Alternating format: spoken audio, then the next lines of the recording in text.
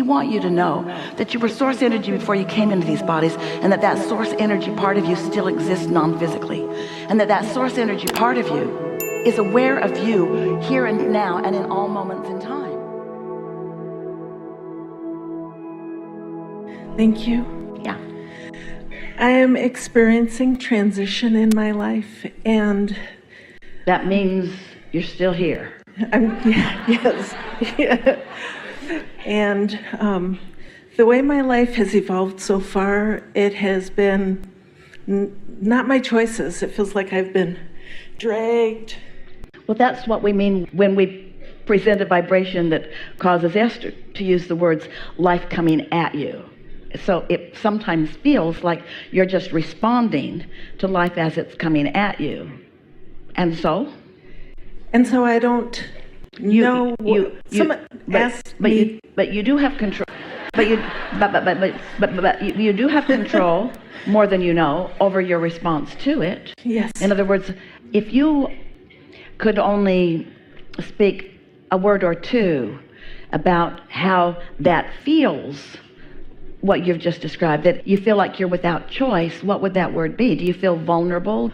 It's not like that. It's that whatever I've resulted in doing, I've always enjoyed it. As long as I can stay in the moment, I can have fun with what I'm doing.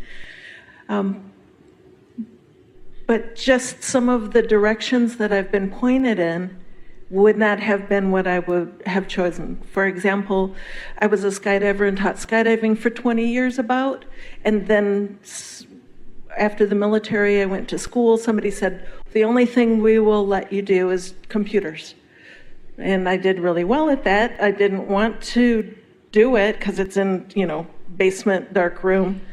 But I did well at that, did that for 25 years. Now I am a little bit earlier than I thought, going into kind of a retirement phase. Here's what's screwy about what you're telling us. Okay. This is the only part of clarification that we want to give you and that we know will be of advantage to you as you hear it. We are not disagreeing with what you're saying. We're not disagreeing that life didn't present this and you felt like you didn't have a choice, and then life presented this and you felt like you didn't have a choice. But this is where our disagreement is strong. When you were in the dark basement, you wanted something else. So you were asking for something else. And our question to you is, why would you not let that something else in? Maybe worthiness stuff. Maybe I thought that was all I deserved. I don't know. Either it's what I thought I deserved, or it's just what people do, or I didn't understand the process as much. But how about this? I wasn't really accustomed to satisfying my own desire to feel good. I wasn't accustomed to even asking or thinking about asking. That's where it's a little wonky. You were asking because when you're in a dark room, you don't want to be. But there's something going on that translates to many people like, I don't get to choose. And it doesn't matter how far back that goes. It happens early on in your life experience where people make you feel you are without choices. This mother that we just visited with is going to be different with her kids. She's going to encourage them to follow what they feel, to know what they're feeling and follow it, you see. But nothing went wrong in those days that you didn't know that, or that those around you didn't know that, because it's sort of the evolution of society and the evolution of the way things are going. But you know it now. You see, you know it now. And so now we're having the conversation. We just want to encourage you as much as possible to begin now moving in the direction of what feels good. Because the conversation about how it's been, that's why we asked the question. We really didn't give you an opportunity to give much of an answer. But we asked the question, so how does that feel? And a lot of people who have lived what you've lived and who are now contemplating that now out in the fresh sunlight might be saying things now such as, because of what I've lived, I feel missed opportunity, or I feel taken advantage of, or I feel like a not very good creator, or I feel like I didn't take good care of myself, or I feel like I could have done better. I feel regret, or I feel missed opportunity. So what we want to convey to you in a very powerful way is that you do have control over the way you look at this now and in the way you decide that you're going to feel about it. Esther was visiting with a friend. After Jerry made his transition, she spent some time with others who were experiencing something similar. And her friend said, I realize I'm just feeling so darn sorry for myself. And that startled Esther, because Esther thought she was responding to a dark room. She thought she was just having a knee-jerk reaction to a dark room.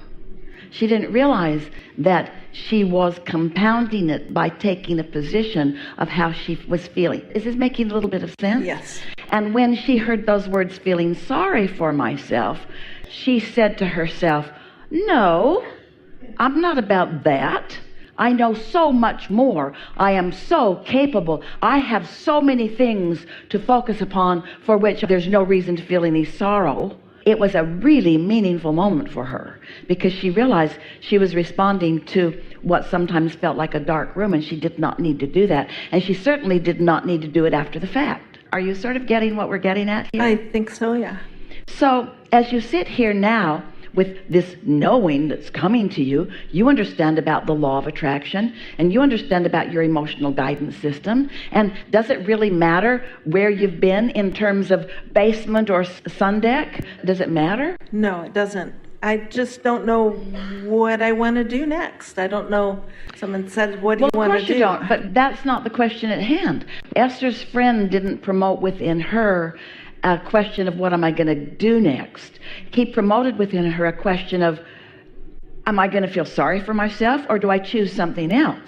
Not what am I going to do next, how am I going to feel next, which then begs the question, what am I going to focus on next?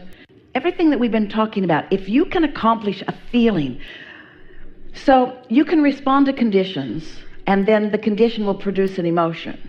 And then that emotion, whatever it is, will attract more conditions, which, if you observe it, will produce more emotions. But if you are just a lazy responder to conditions, then the condition will lead how you feel, the condition will lead how you feel, the condition will lead how you feel, and then you will say something like you just said, I don't know what I want. Well, your vortex is full of things that you want. You know you don't like the basement. I like the woods. So you know how you want to feel. That's the part that we are encouraging you to focus upon, because that will lead you to everything else. So what is it that you do know? I do know that I like to be out in nature. I do know that I like to be up early in the morning. I do know that I like the darkness outside at night. I like outside. I like to be by myself a lot. But I love everybody and everything so much. I would like to love myself more, and I would like to meditate more. You went through waves of clarity and confusion and clarity and confusion with that, and it's all right. But let's start at the cleanest, clearest, clarityest thing that you said just now. What was it? Can you speak it? What did you hear her say that was the clearest? I like to be outside. I like to be outside. Think about what outside feels like, not how you get there. There's not a window in this room. How do you even breathe in here? So what does outside feel like? Expansive, beautiful, amazing, energetic, calm, relaxing. Well, it can be a lot of different things. What we want to say to a lot of that, and we set you up for, so it was blah, blah, blah, blah, blah, blah, blah, blah, blah, blah, blah. Outside can feel like everything that's ever been outside, and there's a lot of it. It could take a while, a lot longer than we have together. But when you said, I like to be outside, you had a sort of breakthrough moment. You had a breakthrough moment, and you don't have to tell us all of the reasons that you like to be outside. We just want you to identify and isolate and calibrate to that feeling of being outside. Does outside feel freer to you? Does it feel more expansive to you? Is there more opportunity to choose from? Or is outside more general and less specific? Is outside more conducive to your alignment than inside? That's the piece that we want you to acknowledge. I feel better outside. I feel at my very best when I'm outside. I feel great when I'm outside. I feel so good when I'm outside. Now, what are we emphasizing here? Are we emphasizing outside, or are we emphasizing feel? Feel.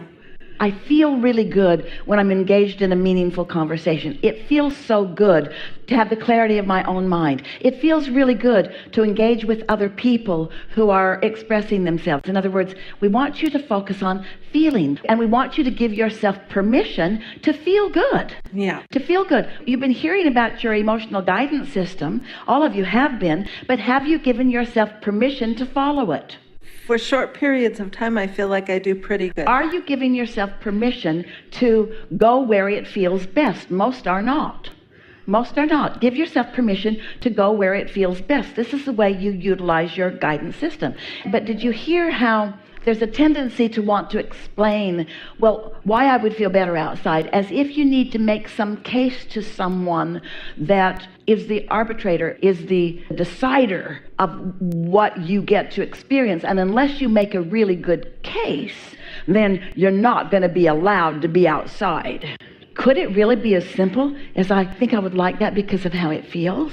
Really? Are you that free?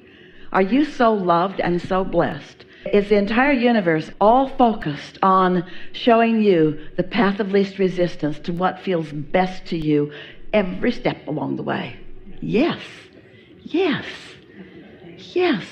Why do you have to defend and justify? Because you've got the universe mixed up with your mother, and the law of attraction mixed up with arbitrary secular laws that have no real meaning, that can be twisted that way and that way and that way and that way. Isn't that what you're discovering about your laws? That they could mean anything? They could mean this or something complete opposite. The same law. The same law. That's shaking your foundation just a little bit and making you maybe realize that there might be something deeper within you that you can count on, and that's the love of your inner being. So I love this so much. yeah, feels good to feel good. And it's the way you're supposed to feel. It's what you came for. It's who you mostly are. It's who you mostly are even in your human experience. It's absolutely who you are in your non-physical experience. So let's just run a few things by. Anytime you're explaining or justifying or defending anything, you've lost your way just for a moment, because there's no one asking for those justifications. We like it so much when you just stand unabashedly desiring and expecting to feel good and to get to go where it feels best. We never offer homework, but we're going to right now. For the rest of your lives, well, do it for a little while, and then if you like it, keep doing it. And you will like it. So for the rest of your lives, each time you catch yourself explaining to anyone why you did something, why you're doing something, or why you want to do something, practice these words. Because I want to. Because I want to. Because I want to. Why'd you do that? Because I want to. I want to. Why are you going to do that? Because I want to. I want to. Why are you going there instead of there? Because I want to. Why did you make that decision? Because I want to.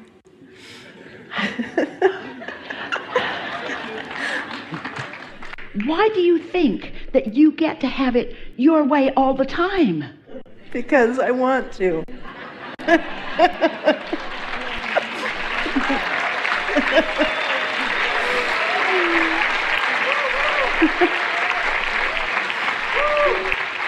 And because the larger part of me knows that I get to choose. Enough? Love that. Yes, thank you so much. Yeah.